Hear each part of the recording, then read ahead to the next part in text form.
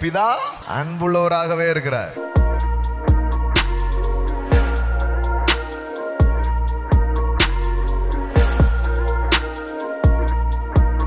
பாருங்க, பிதா எப்படிப்பட்டவர்னு உங்களுக்கு தெரியணுமா? இயேசுவை பாருங்க. இயேசு எல்லோரையும் சுகமாக்கினார். ஆமென். இயேசு எல்லாரையும் சுகமாக்கினார்.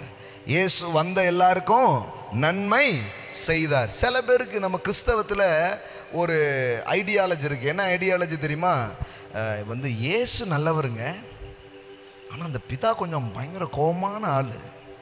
வயசான அந்த தாத்தா இருக்கார் பாருங்க, அவர் வெண்தாடி வேந்தர். அவர் பயங்கர கடுப்பான ஆள், எப்போவுமே கோபமாக இருப்பார். ஆனால் இயேசு யார்? நல்லவர். அவர் கொஞ்சம் நல்லவர். அவர் சிலுவையில் எதுக்கு மரிச்சாருன்னு நினைக்கிறீங்க?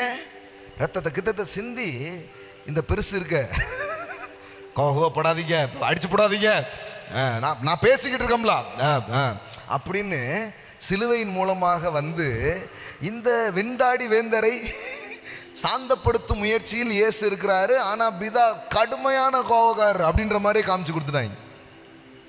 Wrong, totally wrong.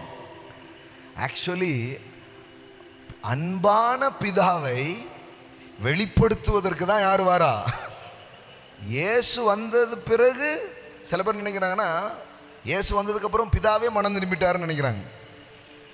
அது வரைக்கும் அவர் கோவக்காரர் இருந்தார். சிலுவை கிழுவை ரத்தம் கத்தம் பார்த்தவனே சேர் கழுத விடு அப்படின்னு கடவுள் மனம் திரும்பினார் அப்படின்னு நினைக்கிறாங்க. இல்லைங்க, டோட்டலி ராங். இந்த பிகினிங், ஆதியில் இருந்து இதுவரை தேவன் நித்தியமாய் அன்புள்ளவராகவே இருக்கிறார். ஆமென். இயேசு பிதாவுக்கு அன்பை கொடுக்கல.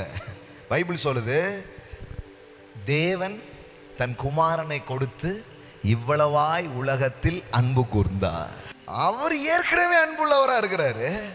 அவர் அன்புள்ளவரா இருந்ததுனால தான் யாரை கொடுத்தாரு? நம்ம குமாரனை அன்புள்ளவர் நினைச்சிட்டு கொடுத்தவர் என்ன நினைக்கிறோம்? அவர் கொஞ்சம் கடுப்பாவே இருக்கிறாரு போல அப்படின்னு நினைக்கிறோம். இல்ல இல்ல, அவர் கனிவாக அன்பாக இருந்ததினால தான் யாரை கொடுத்தாரு? அந்த அன்பை காமிக்கிறதுக்கு தான் யாரு வாரா? இயேசு இந்த பூமிக்கு வந்தார். ஆமென். எல்லாம் சொல்லுங்க, என் பிதா அன்புள்ளவராகவே இருக்கிறார். அந்த அன்புள்ள பிதாவை வெளிப்படுத்தவே இயேசு இந்த பூமிக்கு வந்தார். ஆமென்.